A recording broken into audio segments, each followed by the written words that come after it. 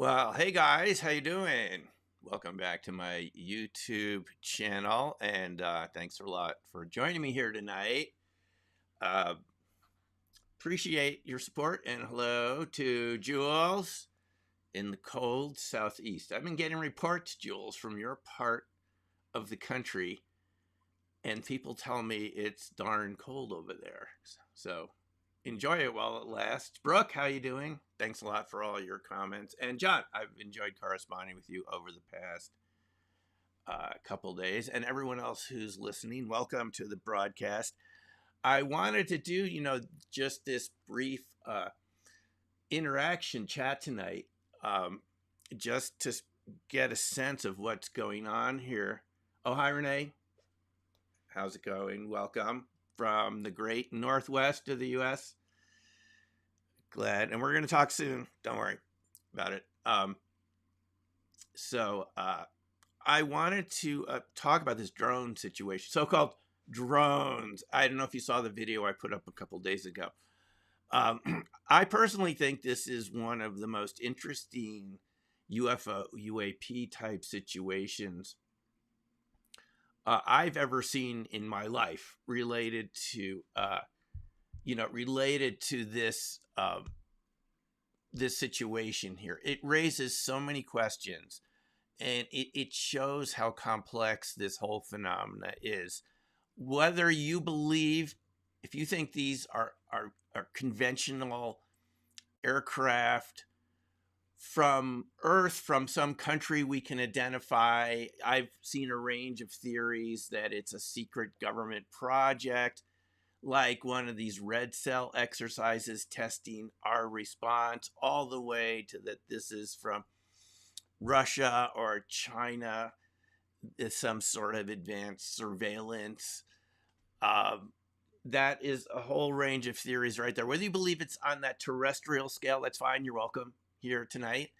Or if you think it's something else, which there's also evidence for, no matter which way you go, what I find so interesting here is no matter which way you go,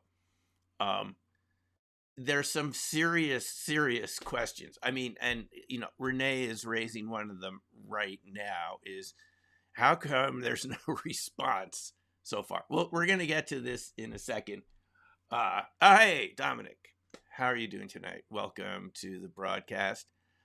I have to say, of everyone here, I've known Dominic the longest. Dominic and I have known each other since kindergarten. It's a darn long time. And I'm gonna mention something about Dominic and the school we went to and some sightings, which are going to shed some light on this. But for those of you who are not familiar with what we're talking about these types of objects. If you've been following the news at all, I've talked to people who said they didn't know anything about this. So these are what been seen over. We're talking a global phenomena right now, according to what I'm reading, and I'm getting this news from Twitter, from Ross Coolhart, News Nation, and any other sources.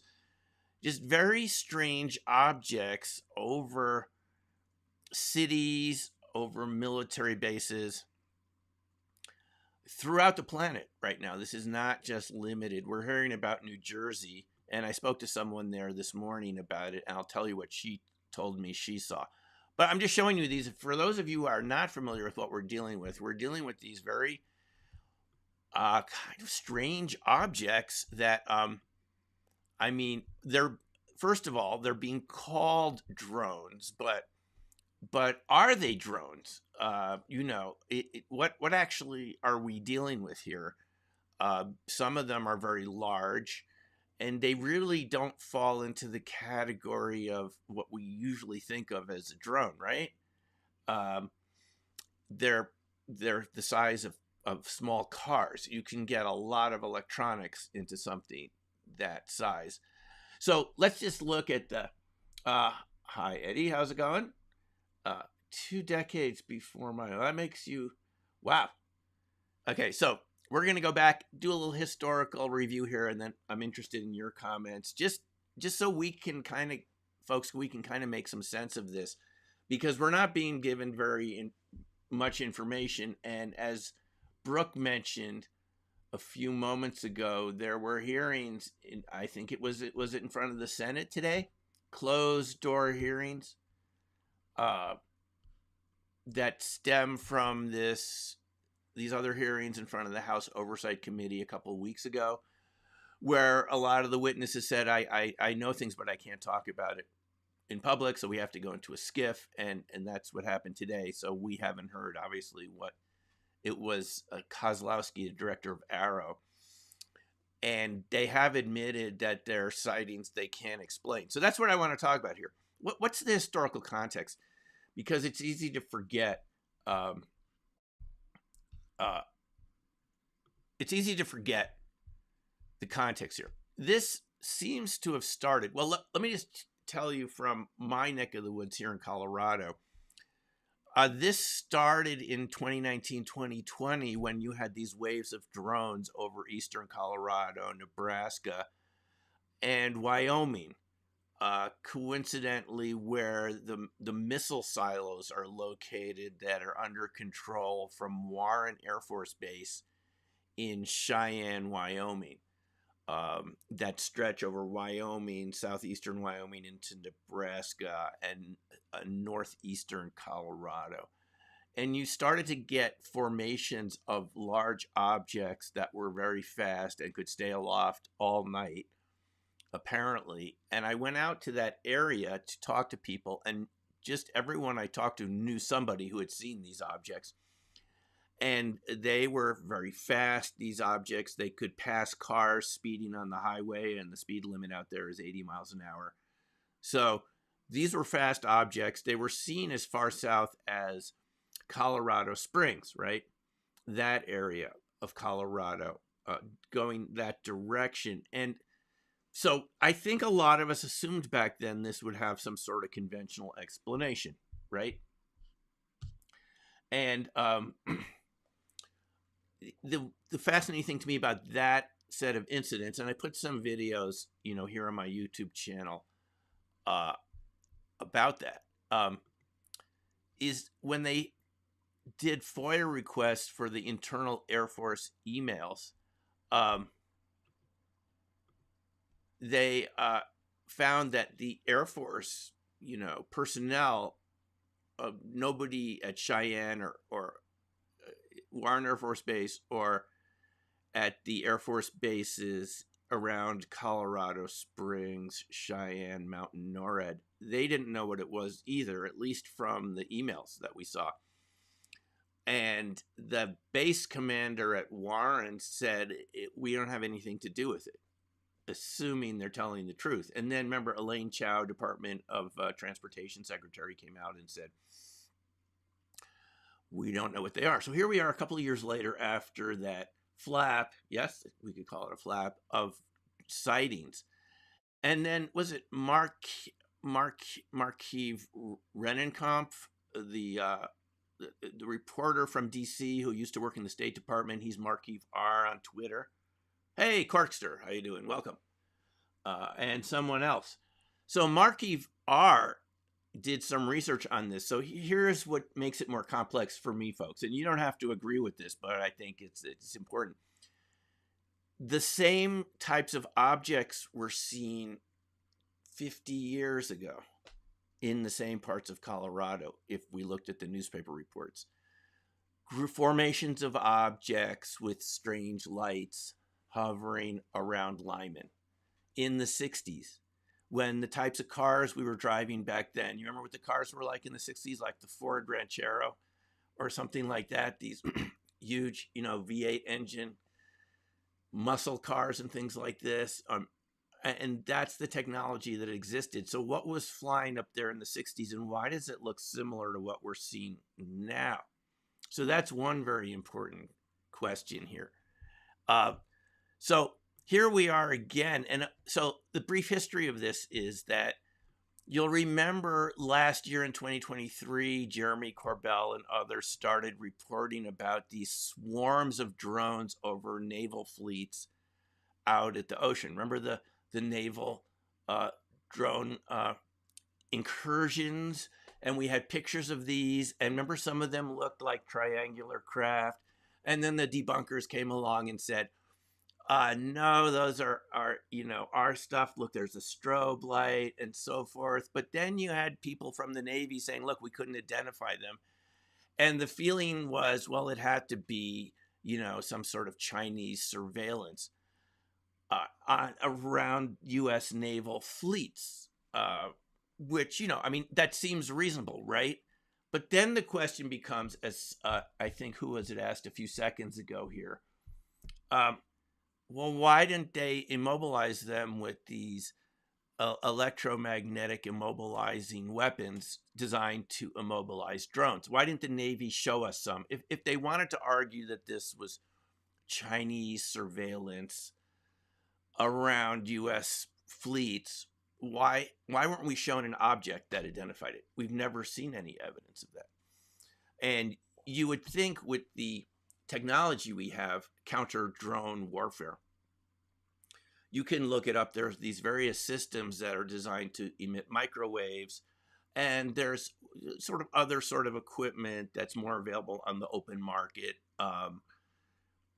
to immobilize drones in different ways to interrupt the radio signals that they're getting from the controller of that drone.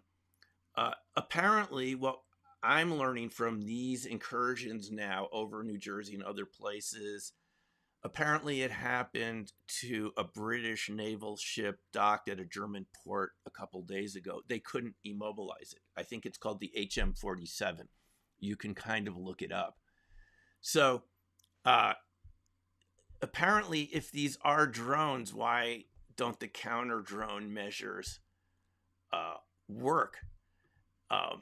So that is sort of one mystery here. And so let me just go back a little in my own history since Dominic showed up here. You know, when I grew up in New York in the 70s, 80s, there was this wave of Hudson Valley UFO sightings. Do you remember that? These were large triangular objects that were seen up and down the Hudson Valley, northern New Jersey, over New York, Westchester, Putnam County, all the way over to Connecticut. And the earliest sightings of these triangles, even though David Marler in his book Triangular UFOs, which is an excellent book, by the way, he reports some accounts of triangular craft over Connecticut in the 20s, if I'm not mistaken. Well, yeah, way back in the 20s, 100 years ago. But the more recent sightings, which was documented by J. Allen Hynek in that book called Night Siege with several other authors, was that they started in the 80s. So this is what's interesting about it, is when did they really start? Because a couple of years ago, I was talking to Dominic, who's with us tonight. And Dominic told me, there was a sighting of one of these triangular craft having to do with our wrestling team, the Edgemont High School wrestling team, in the late 70s. And it was our wrestling coach, Vinny, who I didn't really know him back in high school. But this is what's interesting about it, folks. This happened, I believe, I would say, Dom can correct me if I'm wrong, 10th or 11th grade, 1979. Late December, early January 1979. And I talked to Vinny about it, and Vinny described this triangular craft over Mamaroneck High School as they were coming out of the gym one Saturday morning. And a Saturday, late Saturday morning after a wrestling match. And everybody saw it. And some of my classmates apparently said it was the scariest thing they'd ever seen. Vinny said it was maybe a half mile to a mile over the gym, black triangle with lights on the vertices. And then it started moving, and then these jets came out of the direction in the 70s. So these are like Vietnam era vintage jets, comes out and comes towards this triangular object, and it shoots off in the direction of New Jersey, like the Starship Enterprise on warp speed.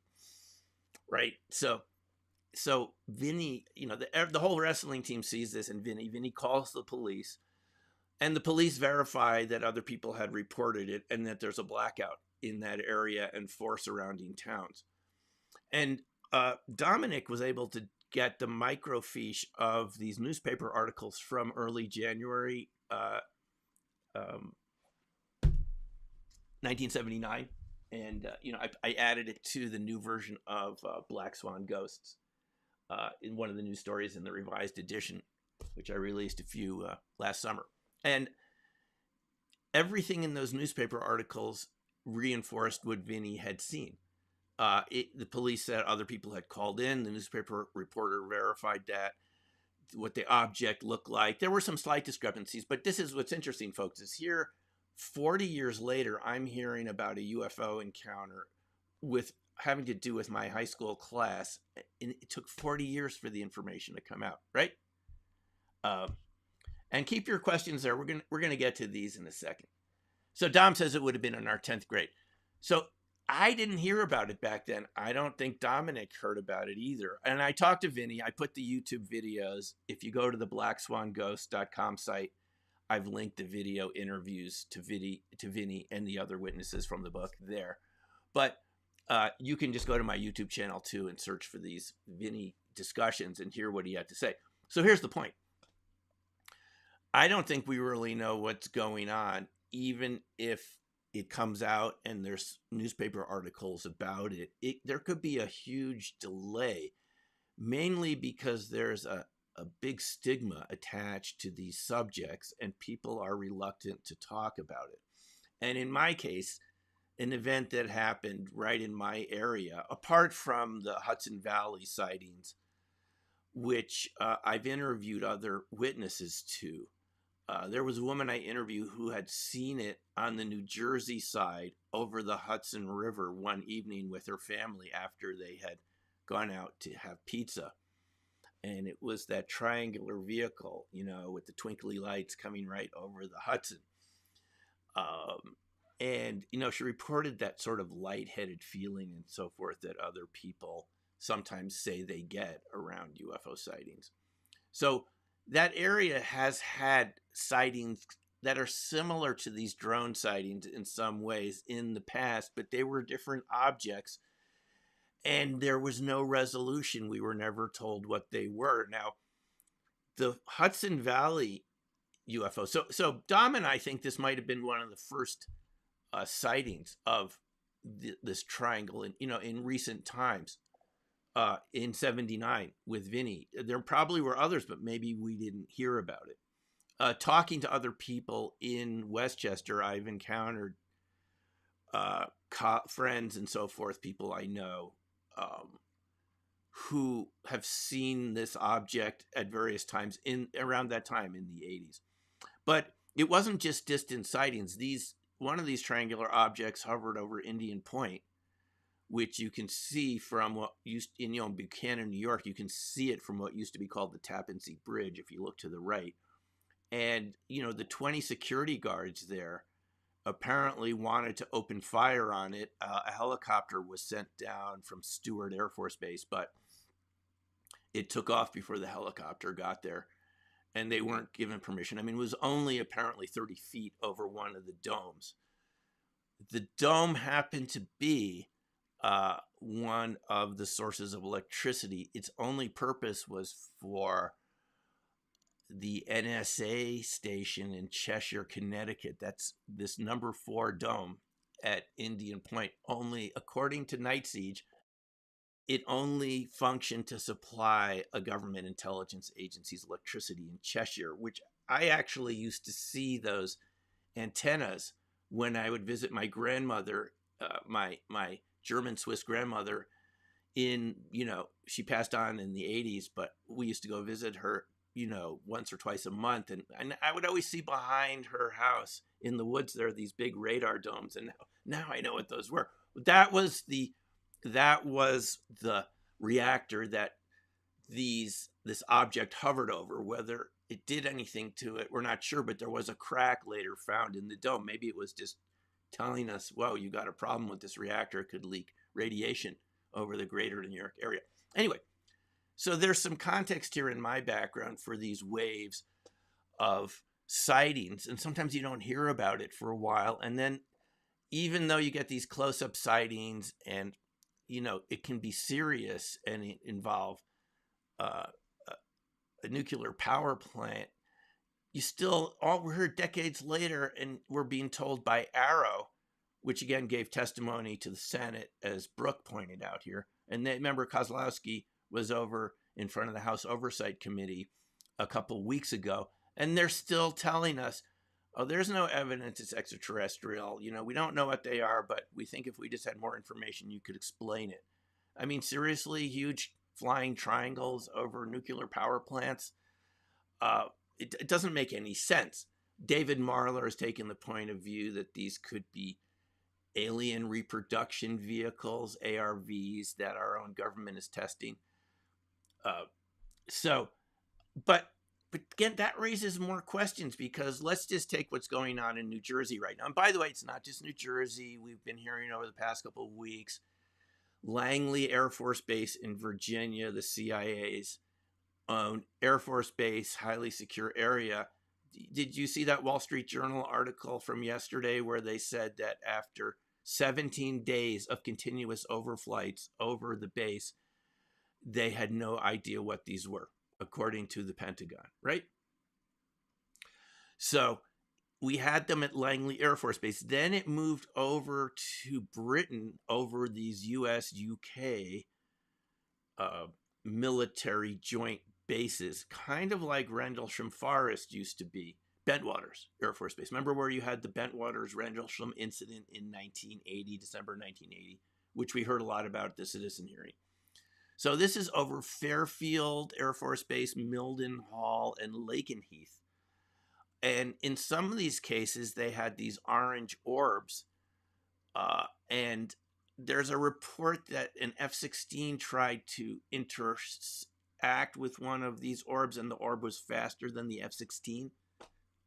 This is according to Ross Coulhart's reports over the past couple of days. The objects were faster than F-16s. So we know it's a very complex global situation right now. There's a lot of conflicts going on. And we're told that nuclear weapons were moved over to the UK because of the activities of Russia and Putin over the past couple of months in Eastern Europe, Ukraine. So they've moved more weapons to the UK. And that's when these drone flights, so-called drones, showed up over the UK. But here, that does fit a pattern, right? Because we've always had these overflights of UFOs, call them UAP if you will, over these bases with nuclear weapons.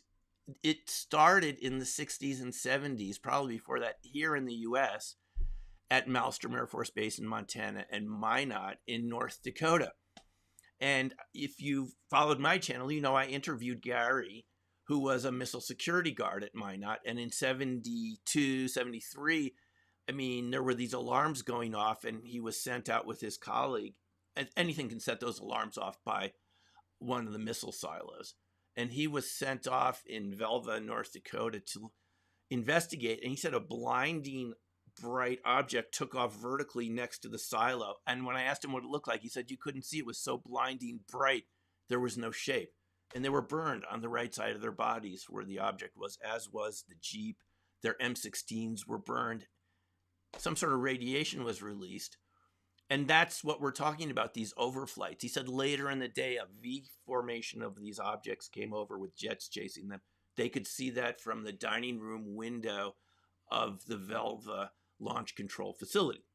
So these were called the Northern Tier overflights. So here is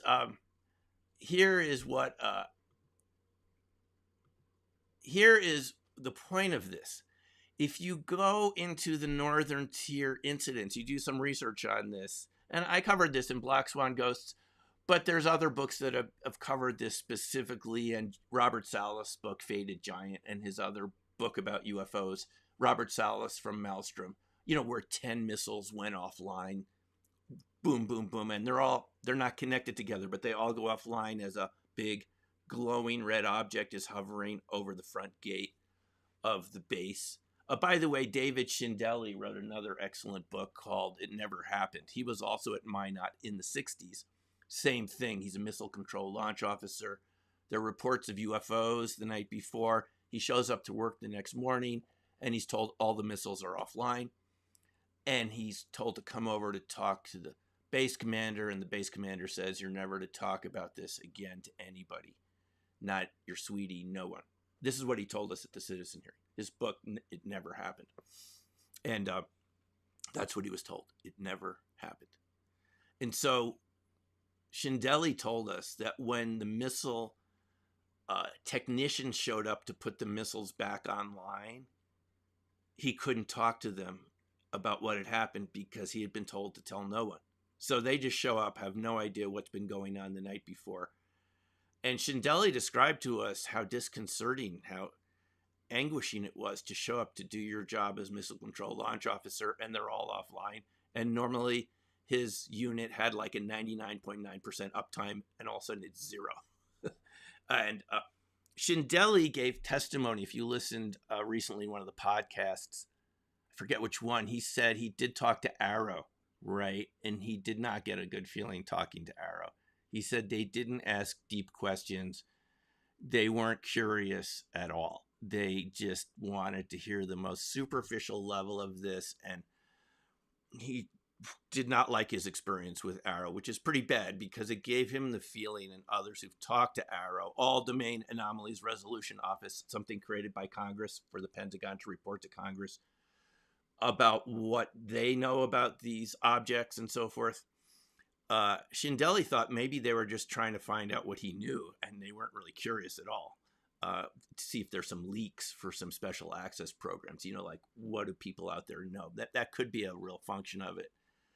But in any case, these were called the Northern Tier incidents. So why I'm telling you this is, what did they call, and this is also at Wurtsmith at the time, Michigan, a SAC missile base, nuclear intercontinental missiles, Minuteman missiles, Atlas missiles, Minutemen, Whiteman Air Force Base in Missouri, and especially the base in Maine, Loring.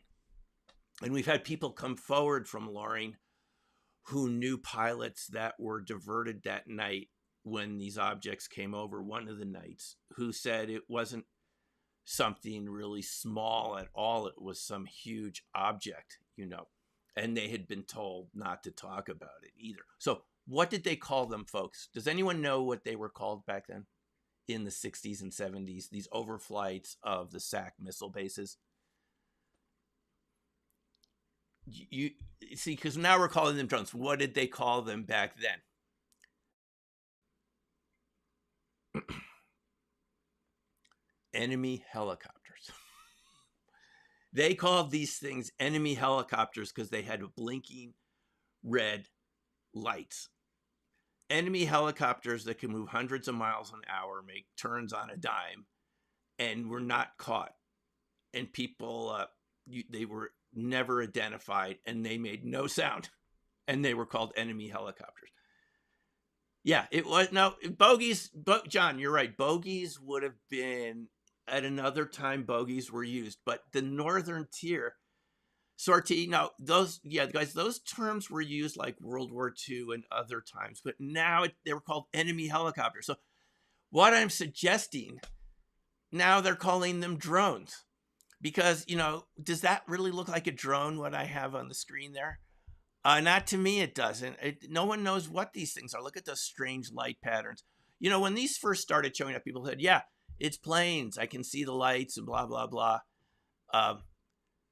Yeah, planes don't have these strobes underneath and these weird parallel strips of lights and so forth. So before we get to the, yeah, enemy helicopters. Exactly right. Thank you, John. I think we got to laugh about this a little bit because they're pulling the same sort of things that they did. This is over one of the bases. Where is this? California?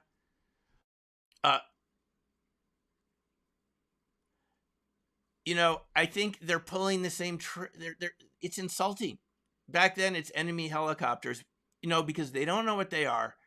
And it's darn serious to have anything interfering with your nukes. In one of the cases that I reported on in Black Swan Ghost from Richard Hoover, he's this astrobiologist from NASA, and you can read about it or look at the videos I made about Richard Hoover. And, you know, NASA said, don't talk about those fossils and the meteorites. We don't want it's too much for the public. You know, certain groups, religious groups might not like this and so forth. That's what the main point was. But he told that he had been having pickles and vodka with a guy named Kumakov who ran the Kurchatov Institute in Russia, Soviet Union, which was, you know, responsible for all things nuclear back then. The Soviet Union combined everything nuclear into one research institute, whether it was missiles, nuclear power, or research on ball lightning, Leonard cold fusion, which Corky, who's viewing here, knows about, and which we've learned from Martin Fleischmann Memorial Project, Bob Greenyer. And in the Soviet Union, they had all this research in one place, which is probably a good thing in some ways because people can share information and so forth.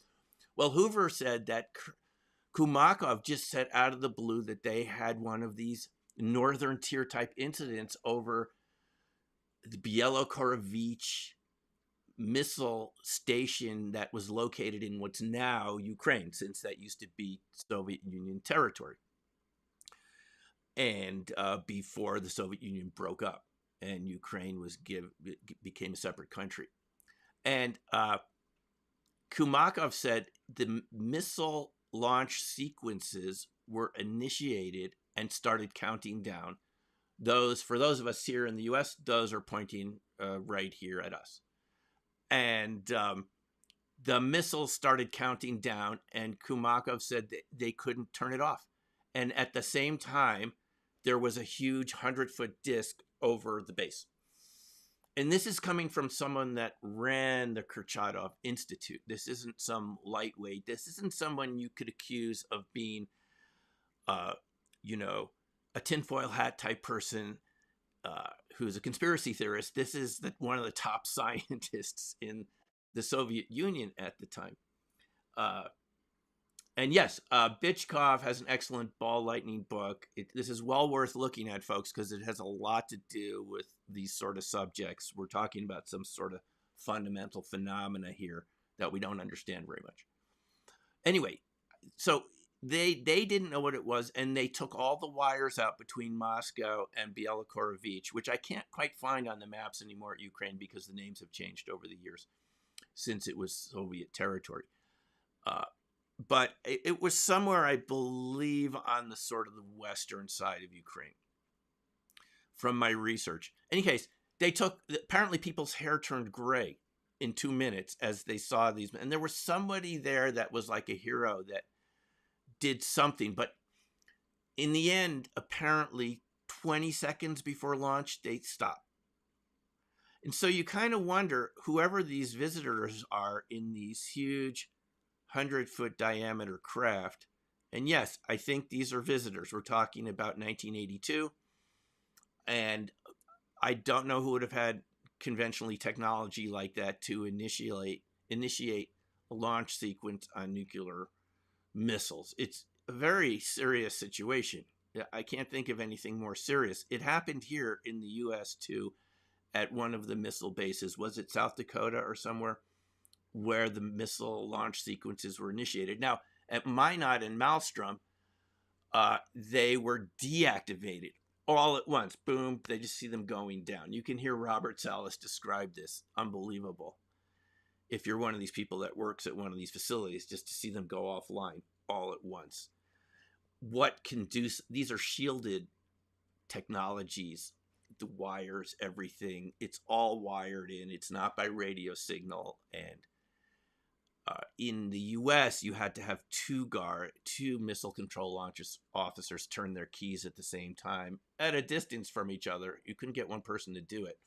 There was no other way to launch them. In this case, they're all taken offline. In the Soviet Union, they were all controlled from Moscow, since the Soviets never trusted anyone. So they didn't trust their own missile control launch officers. So those people were not in charge. But they never found out what caused it at Bielokorovich. So again, this is a very serious subject. So what I'm suggesting here, before I tell you what I heard today from this witness in New Jersey, and then we'll open up for your questions, and comments, because that's what we're really here for. I think no matter what it is, they're not going to talk about it, because it either shows that another country has surpassed our technology here in the U.S. And for those of you that live here and know the U.S., we always feel like we're at the top of the game in terms of technology and dominance since World War II. I mean, we've all been part of a country that was that way, having survived World War II with the least damage from Europe or Russia or so forth. My dad was in World War II at Omaha Beach on D-Day. So I know from his accounts of what it was like in that particular conflict. And the U.S. suffered the least damage, so the U.S. comes out of World War II in the best shape. So to admit that some other country has surpassed our technology isn't something that any military or government would want to admit. Now, if we go back to the Robertson panel of 1953, the CIA Robertson panel, just briefly, their main concern was whatever these objects were, and these, these things have been happening since the airships of the 1890s. Remember the airship invasions of the 1890s, when the so-called airships were seen across the United States, just like this, like Hudson Valley sightings, Northern Tier incidents, drones, a wave of airships way back, folks, 130 years ago. And I visited Aurora with Jim Marrs once, the author, researcher Jim Marrs, for one of his conferences. We went to the site of the Aurora sighting. And I've been to Dublin, Texas, when I was filming with the History Channel once. And I talked to one of the local historians there. And he took me out to the site where they had an airship over the town mill where they ground up the grain. They milled the grain. And there was one seen over there and reports of it in 1893. So-called airships. But the thing is, these airships had pilots, and the people at the time said they were not from the U.S. They were from somewhere else. They couldn't identify what their language was. They called them beings from outer space. They called them that in the 1890s. So in any case, we've had these waves before. But no matter what they are, we're not really going to be told, at least we haven't been so far, because it would suggest, according to the Robertson panel, it could cause panic. And that's what the Robertson panel was concerned with in 1953, right? So maybe that's why maybe this Robertson panel idea has been put into place over the past couple of weeks, where they said we're going to call them drones no matter what they turn out to be, because we don't want panic. Because let's say those things flying, I'm going to tell you how close they are from this person I talked to this morning in Morris County, New Jersey.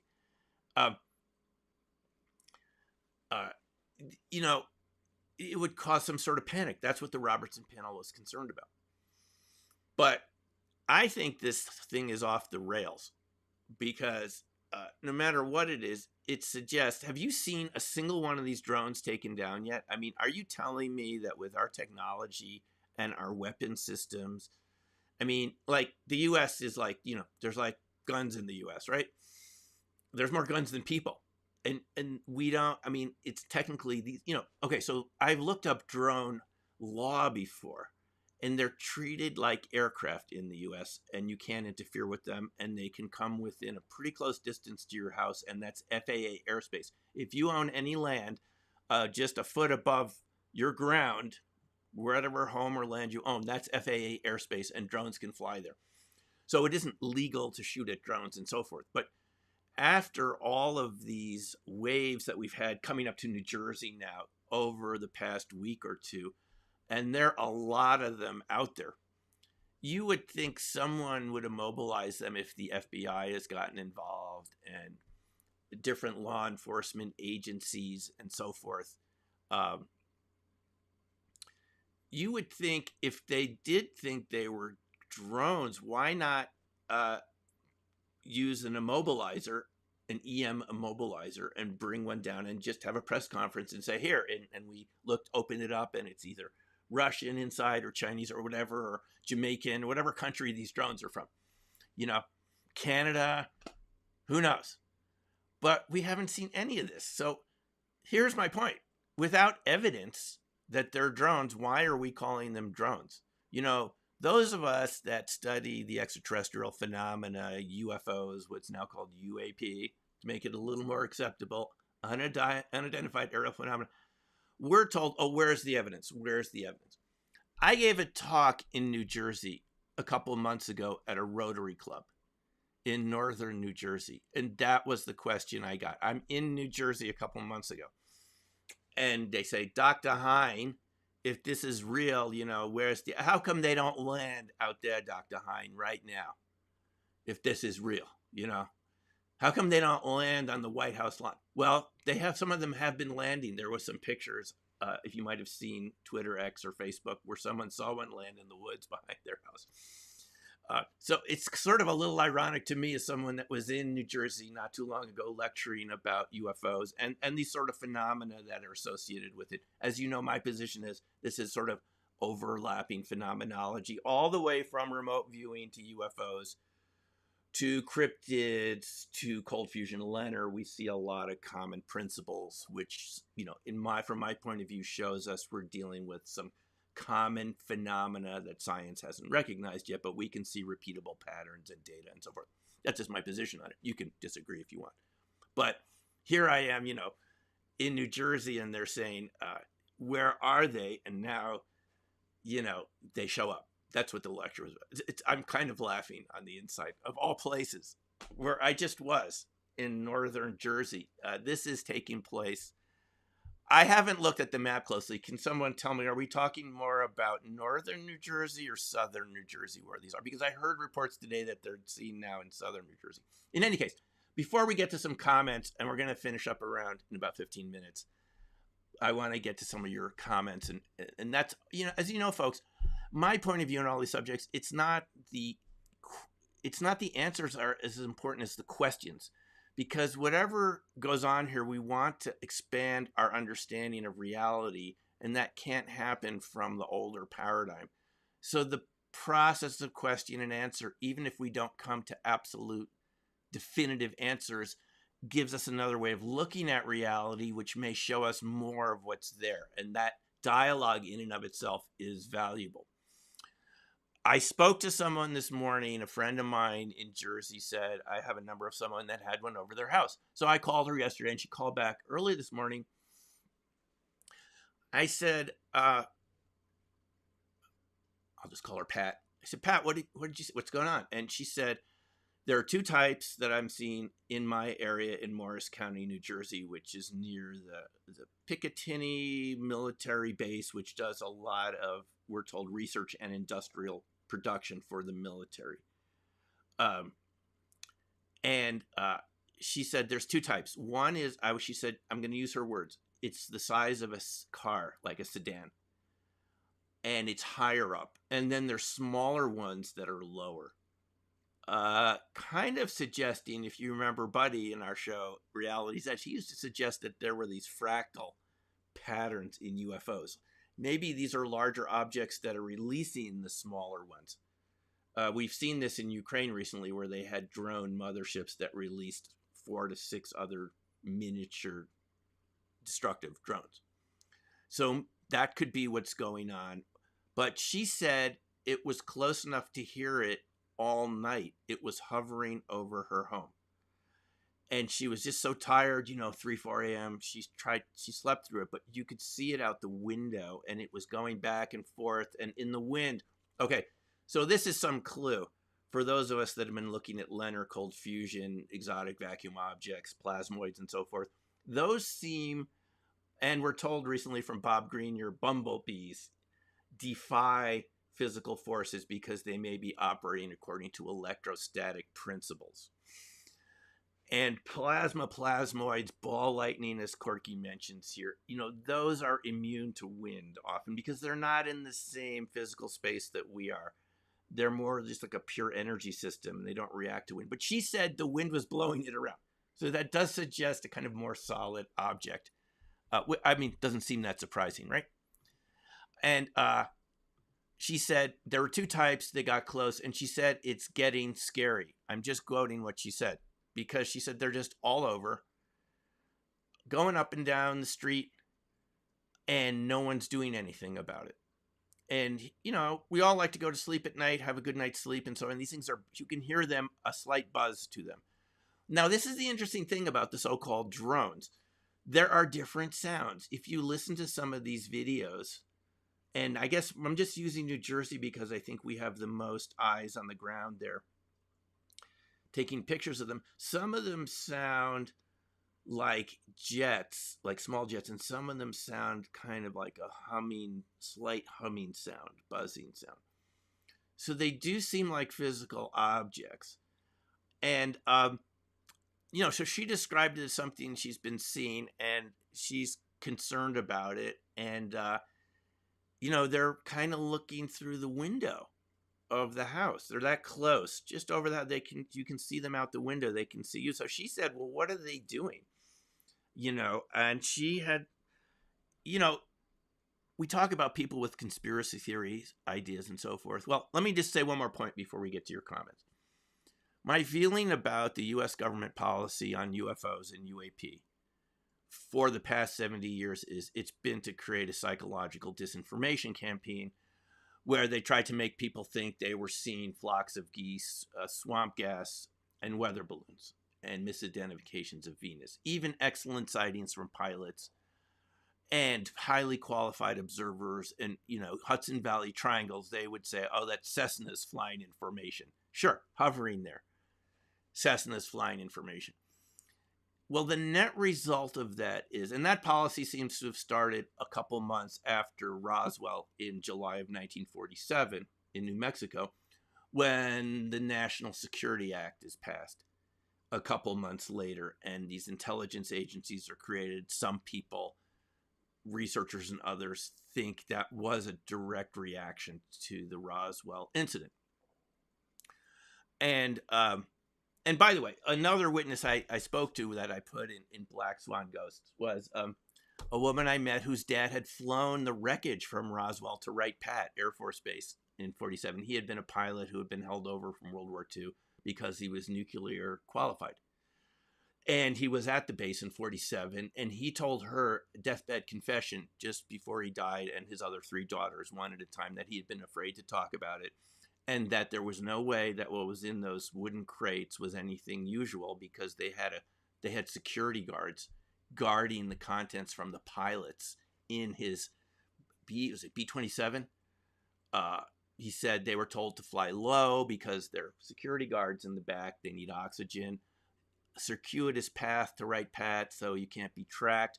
And all I'm saying from her, what he told her, is that this was no ordinary material, because there was a high level of security around it all the way. I mean, can you imagine guarding the contents of something in the cargo bay from the pilots?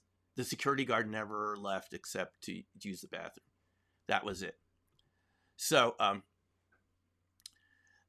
I've talked to some of these secondhand Roswell, kind of almost direct Roswell witnesses. But anyway, here's the long and the short of it. We've had this disinformation denial campaign, and it's been very costly for everyone involved. We haven't heard from the witnesses. You know what I'm talking about. The people who've experienced this from the 30s through the 40s, all the way up to the present. The people on the ground, people in the military, people who've been injured by these. Gary, the missile security guard, I've talked to. He just called. We just had a conversation last week again just to check up. The VA is still saying they lost his medical records from Minot, even though he had burns on one side and suffered injuries. They're still saying we don't know what caused it. They won't say UFO, but we lost our medical record. So there's a high cost to this. Plus, all the people in these compartmentalized special access programs, and I've talked to some of them, who would like to tell you and me what they've seen with these UFO crash materials, Immaculate Constellation program, hello. And they tell me they can't because they signed such severe NDAs. They could be completely ruined by the federal government if they said what they had seen to me or anyone else. So they just end the conversation with some very vague stuff. And what it creates is these Sputnik type moments like we're having now, where we've had so much confusion around this subject and deliberate disinformation that we don't know how to react to any of this. We don't know the baseline questions to ask. We have no sense of the context. It's like a lot of other science subjects that have been suppressed for any variety of reasons. And we're dealing with the consequences now with sort of a low level of anxiety trending towards panic in places like New Jersey. Who knows where else these objects are going to start showing up? Now, what could they be? One theory is that this is some sort of adversarial surveillance, and the military doesn't want to talk about it because it could stoke, the embers of a more serious conflict, so they'd rather ignore it right now. That's one possibility. But then, folks, you have to think that the visitors, the entities that fly UFOs and UAP and those other craft that people work to reverse engineer, this, crash retrievals and so forth. And I've spoken to enough people that have had friends work in these programs. I've spoken to people, as I've written about and talked about on YouTube, who've handled these materials. I know it's real. And they tell me there is no way those are from terrestrial technological manufacturing methods. The molecules are engineered molecule, atom by atom. We don't have the technology. It literally changes the structure of space-time at a level of the quantum vacuum. The technology is such that it actually changes the structure of space-time to create superluminal properties of light and speeds. That's the propulsion system of these craft. It just changes the density of space-time so these objects just start moving through it. It's almost like post-electronic, according to what I'm told. But in any case, we've had no discussion about this. And all of these topics, what we're talking about tonight, are in these black budget programs. And even people who've been in ATIP and OSAP are complaining about this. Our two programs in the Pentagon, starting in 2007, Skinwalkers at the Pentagon, James Lukatsky, all the way through ATIP, Lou Elizondo, and all this. I mean, they are complaining. They have been telling us it's hurting our national creativity, ingenuity, and productivity to have all this know-how sequestered in stovepipes, where, as I'm told from people like Dr. Hal Puthoff and others, that you can't even talk to someone else at the next desk because it's compartmentalized. So you get to a point where you'd like to have a conversation like this and you can't talk about it. So they don't make progress. So what does that lead to? Sputnik moments. Like 1957. Well, all of a sudden they have satellites and you don't. And this could be a Sputnik moment. Okay. We will keep you posted on this. Let's get to some of the comments and questions. That's my point of view on it. Could this be extraterrestrial visitors? Well, they might take advantage of the confusion if they're not the cause of these vehicles. And these vehicles look awfully strange, don't they? I mean, some of them, I saw the comments on Twitter X, people said, that's a plane. But when you really looked at it, it was like something imitating a plane. It wasn't a plane. It didn't have any of the light patterns of ordinary planes. Someone said, this is a helicopter. Sure. I don't buy it. Not with that pattern. And not with the sounds don't match it. And if it is, just show us evidence that these are terrestrial. Just bring one down. Well, no evidence. We're just getting crickets. It's just like Roswell. It's just like the whole darn thing. At least then they were honest in the first 24 hours and said they had captured a UFO. It's been shut down ever since then. So in any case, I want to get to some of your comments. Corky, propulsion. Yeah, this is the big issue, is propulsion. And Corky and I listen a lot to Martin Fleisch Memorial Project, Bob Greenyer, and we've learned a lot about this. Am I right, Corky? For 3 years now, we've been hearing these very excellent presentations from MFMP. And what we have learned is the Air Force has been investigating this since Department of Energy too, since the 50s, and it was classified. Ball lightning research was classified because it had to do with propulsion systems. Fascinating, right? You look at these ball lightning papers like Eric Davis from the Davis-Wilson notes. He did a report for the Air Force. I think it's commissioned by the Air Force around 2002 or so. And half of the darn document is redacted. As Stanton Friedman used to say, they don't black it out anymore. It's white it out. Look at the Eric Davis ball lightning paper.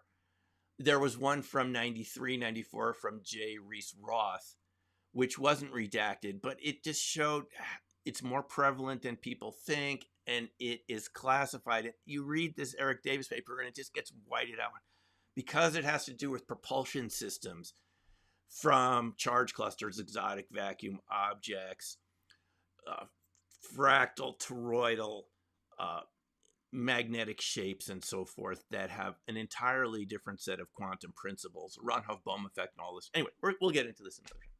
But it's just fascinating that, people know about this, but there's like a wall between this fascinating, really cool science stuff. And we find these papers from the 90s. We just discovered another one the other day from the Chemkin. And it goes into all this cool stuff. And it was part of these classified programs. I just think it's heartbreaking. And we could have been talking about this for decades. And it's just part of this sort of sequestered in these black budget programs. It has to do with how we live in energy and the economy, right? And abundance. Nature. It's how nature works. You can't hide that in a basement for very long. This is the result. Is someone's going to come forward? How do these objects stay aloft for hours and hours if they're drones? I mean, the type of drones you and I buy, how long are they going to stay aloft for? Half an hour? So are they drones? What really are? Okay. So let's go back to some of your comments here. And thanks for listening. Anyone want to say anything? I will shut up and we'll answer your questions here or anything. But this is some good conversation here. I just think we're being really misled here by this. Maybe, we don't know all the reasons for it. Is it an alien invasion? Oh, here's another possibility. There is something extraterrestrial about it, and the government is swamping it with its own technology to kind of hide what it is. It could be a way of distracting us from something else. You have to think of all the possibilities. It could be partly something extremely mysterious and unexplained, mixed with more conventional technology to water it down so we get confused. That wouldn't be the first time this had happened. You remember when I interviewed Rick Doty at the UFO MegaCon in Laughlin in 2019? He said that he was part of one of these government disinformation programs for the Air Force. And he said they hired actors to go to witnesses' homes around Kirtland Air Force Base and try to say that make them believe they'd seen UFOs because they were seeing drones, 70s era Air Force drones that were patrolling the base. And they didn't want them to know about this. So they created a UFO myth. Isn't that fascinating? To confuse the situation. So anything's really possible here.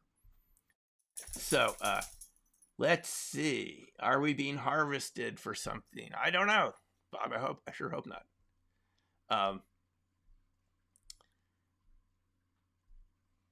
Let's any more. Yeah, plasma tech. We're in it. So here's the thing, folks. We're in a fascinating time period now. There's so much information coming out. And I just think the timing of this is excellent with this incursion of unidentified. I just think I'm going to call them UFOs because they haven't been identified yet. Until they're proved to be drones, for me, they're alleged drones and alleged planes and alleged helicopters. Otherwise, they're UFOs. And the positive side of all of this is it's creating discussion and interaction between all of us. And we're all asking a lot of questions. And it's sort of showing some of the holes in the whole, the military security systems we have. Remember the Chinese spy balloon that came over the U.S.? Nobody knew what to do about it. They were afraid to shoot it down. They waited till it got over the Atlantic Ocean. It came across the entire U.S. There were other objects that were never identified. Some of the pilots, people involved, said they were not weather balloons, whatever they shot down over Alaska. This is part of a bigger pattern. And don't you just find it incredible that with all of the technology we have nowadays, that seemingly night after night in New Jersey, it's probably happening again right now, that they can't do anything about it. Why can't they immobilize any of them if they're drones? Because maybe they're not drones. There's something else that can't be immobilized so easily. So, orbs, ball lightning, it's all good stuff. We haven't seen that yet as far as I know, but there have been the orange orbs seen. And again, that's starting to get into ball lightning territory there. So it just raises a lot of good questions. So someone else says, is it a PSYOP? Well, yeah, but if they're doing it, it's the government's doing it against itself. It suggests a really dysfunctional situation because you have all these other agencies involved and local police departments and everyone scrambling to try to find out what these are. They've launched police helicopters in New Jersey to try to find these. So a lot of resources are being spent. We're told that a, a helicopter ambulance going to the hospital could not get the patient in an emergency situation to a hospital because the drones were around and they didn't want to fly amidst the drones. So it does have serious situations. Yes, Astro is back over there. Thanks. Jules, he's one of my fans here. I guess he's used to having me talk a lot. So again, this raises a lot of questions. We've just opened up the beginning of it. Is it terrestrial? I could believe it is, but show me the evidence. Those are strange looking terrestrial objects. Why don't they look like anything we've ever seen before?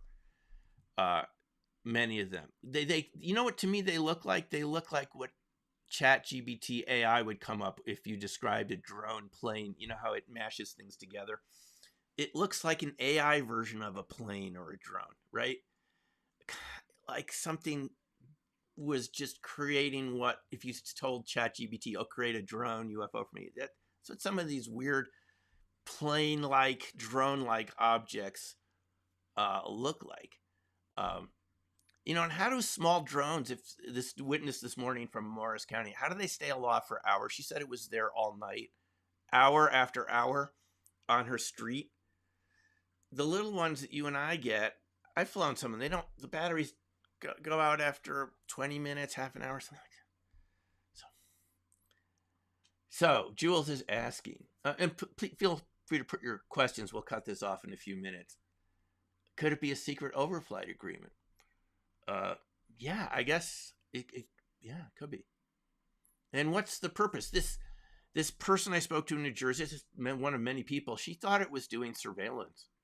And she was wondering, in those bigger ones that she can see from her home, what's in those? They're the size of a car. What kind of drone is the size of a car? The biggest ones that I've seen in the Ukraine-Russian conflict, maybe those are like max like 6 feet, the ones that hover, with rotors. So car size, that's huge. How does it stay aloft like that? What's the power source? And wouldn't that be really loud? I mean, think how loud helicopters are for the most part, right? If you have something that's that size, how is it so quiet all of a sudden? Why do we have helicopters if we have something the same size that can just hover forever up there? I don't know the answer to these questions, but I'm thinking about it. And my main point here is I think this is inevitable. We know from chaos theory and fractal geometry that systems that remain too stable for too long and don't adjust to their surroundings have these radical discontinuities happen to them. It's part of anything, any ecosystem, any technological system, if you have too much constancy and determinism. Chaos theory says that a small change will lead to a great outcome. You'll move to a different domain of attraction. You get these bifurcation points. I'd suggest what we're witnessing now is a type of a bifurcation point that is the result of our own government, the U.S. government's suppression of the UFO topic and disinformation and trying to control it. And as you know, in any system, if you try to control it for too long, it's going to do something else. It's going to evolve. As that character played by Jeff Goldblum said in Jurassic Park, Malcolm, what was his name? Malcolm. He said, "Nature finds a way." Right? It's just like Princess Leia saying to Darth Vader, "The more you try to squeeze us, the more we'll be like grains of sand coming through your fingers." That's just what this reminds me of. It's very fractal.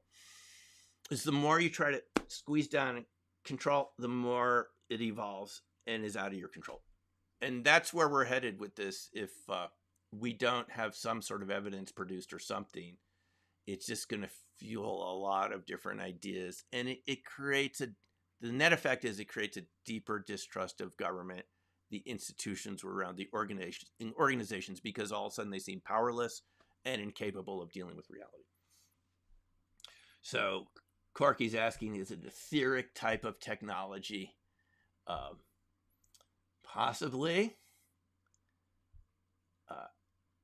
So RQ is saying they have evidence, those that saw them with me independently. And John, John, who's here tonight, John Condor, he was writing to me. You can look at my previous video, the YouTube video I recorded a couple days ago. We had a very interesting interaction, and he said he's seen some of them and so forth. And it's when you read some of these accounts, people have been writing as a comment on the YouTube channel what they're seeing. It's just very interesting to read what this is like. Now, what I would be looking for to suggest to me that this is more in direction of coherent matter, the fifth state of matter past plasmas, is some sort of non-ordinary phenomenological effects. The type of strange effects you get around this coherent matter, sudden temperature changes. We did have one of those. Someone said, if you were following Twitter X today, that their clock changed on their car as one of these objects went over. The clock changed time, and then when the object went away, the clock went back to the right time. So, what is that? Some sort of space-time metric engineering, the Hal put off space-time metric engineering,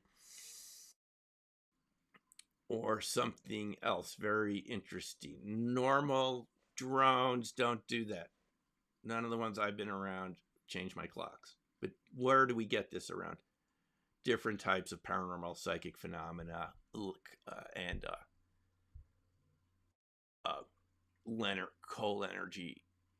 cold fusion type devices where people report their credit cards being erased, feeling strange around them. A researcher that we've learned about, Czech Paranov, called it oscillating permittivity, where it does have these effects on electronics and so forth. So that would be some evidence for these objects being a kind of esoteric, weird type of technology, like Corky here is kind of. I'm taking that from Corky's comments here a little bit. That's what I'd be looking for if these were non-conventional. And clocks changing as one of them came over. What is that? If these are drones, do drones affect your clocks? I don't think so. Do they show up, as RQ was saying, do they show up around other meditation, yoga practices? Orbs do. We know that orbs do, and things like this. Well, these are a lot of questions, folks. As usual, there are a lot more questions, and I don't claim to have anywhere near all the answers to any of this, but I think we need to be asking some deep questions here, but just remain calm. I don't think there's any evidence we need to be, afraid for our safety with these objects yet, but it is sort of disconcerting that the airspace is out of our control, and that's what it shows us. Airspace is out of our control. And what area are these going to show up next? We've had them in Virginia. We've had them in New Jersey. Anyone else anywhere know where they're showing up right now? Yeah, Project Bluebeam, right? Project Bluebeam. Another one of these, was it propulsion reverse engineering systems? There are a lot of these. We heard about Kona Blue, which was never funded, another ATIP OSAP type program, which Pentagon said no. It was proposed in 2012 by the same people from OSAP ATIP. There was also Project Moondust from the past, another crash retrieval programs and so forth. In any case, folks, I appreciate you attending tonight. Any last questions here before? Any crop circles investigating this year? I'll tell you, John, the crop circles became fewer over the years. And for me, going over to the UK, they were farther and farther apart instead of being all around Wiltshire, Marlborough in, in Wiltshire, Wiltshire, as they call it there. We call them counties here, and they're called shires in Great Britain. There were fewer and fewer of them, and we would have to drive farther and farther away to get to them.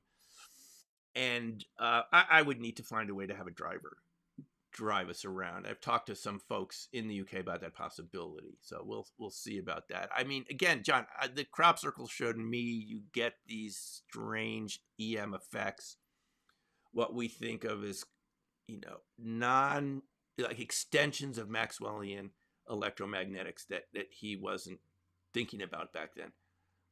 As we've learned from MFMP, fractal electromagnetic patterns and so forth, and has actually been the stuff of research both in U.S., Soviet Union, other countries for a long time, and some of that is going on in the crop circles, it might be. So that's a good question. Yes, immaculate inception. So in any case, well, folks, thanks a lot for being here tonight, and keep an open mind. Keep looking out there to see if I'm curious. Okay, so here's one thing, folks.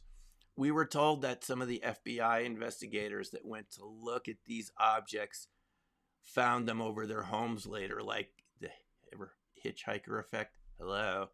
That Lukatsky talked about, Skinwalker Ranch, going back to Maryland, all those analysts seeing these cryptids in their backyards, felt like they'd been followed home. Well, we're told this is happening with these drones, quote unquote, are following people home. What's that about? I mean, again, that kind of ticks it in another direction too. Very strange. So if any of you see any of these in your area, feel free to let me know, and we'll stay tuned this way, and we'll keep each other updated. Okay, thanks for watching. Stay safe out there. Stay happy, and we'll talk to you soon. That's all for now, and enjoy. Take care for now, and bye-bye.